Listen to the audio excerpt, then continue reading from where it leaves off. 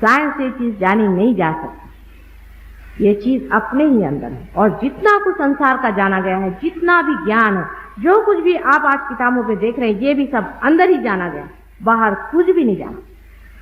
Einstein जैसे बड़े भारी साइंटिस्ट ने भी ये कहा है कि मैं बहुत खोज रहा था, खोजते खोजते मैं थक गया, मेरी समझ में नहीं आ रहा था कि ये थियरी ऑफ रिलेटिविटी क्या है। उसके बाद पहले थक करके मैंने कहा चूल्हे में गया, सब कुछ लेबोरेटरी छोड़ करके मैं अपने बाग में गया और ये साबुन के फेस से, उसके सोप बबल से मैं खेलता पड़ा।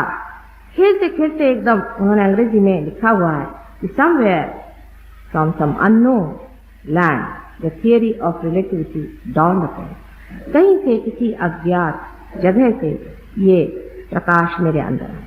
वो अज्ञात जगह क्या है, उसी को अगर ज्ञात हो जाए, वही अगर हम जान लें, जो अदृश्य है वो अगर दृश्य हो जाए, तो किसी भी साइंटिफिक माइंड के आदमी को अपनी आंख खुली रखनी चाहिए। साइंस आखिर है किस चीज की? साइंस मनुष्य के उद्धार के लिए, उसको बढ़ाने के लिए, उसके कल्याण के लिए और मंगल के लिए, न कि उसके नाश के। अगर इसी के लिए साइंस है तो इससे बढ़ के और कौन सी चीज हो सकती है जो आपको अपने ही से परिचित कराए।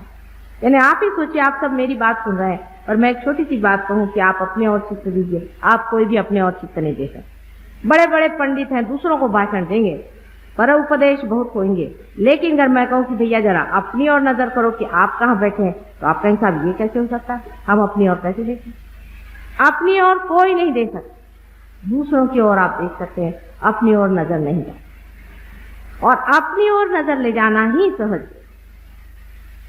अपनी ओर देखना ही सहज होगा। जैसे ही हम अपने को जान लेते हैं तो उस सूत्र को जान लेते हैं जिस सूत्र से सारी सृष्टि बनी। जैसे कि एक माँ अंदर में छोटे छोटे मणि होते हैं, ऐसे ही आप सब छोटे छोटे मणि हैं, और आपका चित्त, आपका ध्यान क्योंकि इन मणियों में अलग अलग है, इसलिए आप सोचते हैं कि आप अलग अलग हैं। जिस वक्त आपका चित्त और ध्यान उस सूत्र पे चला जाएगा जो सबके अंदर से दौड़ रहा है, आप दूसरों के सूत्र को भी जानते हैं।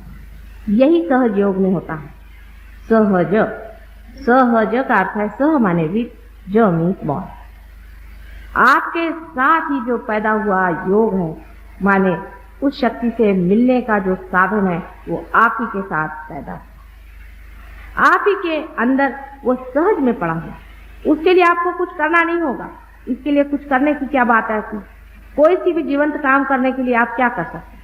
समझ लीजिए एक बीज है, उसको आप चाहते हैं कि उसमें से पेड़ निकले, तो आप क्या सर के बल खड़े होते हैं कि संन्यास लेते हैं कि उसको संन्यास दिलवाते हैं कि कोई ऐसे मनुष्य के कार्य करते हैं जिससे वो बीज निकलेगा?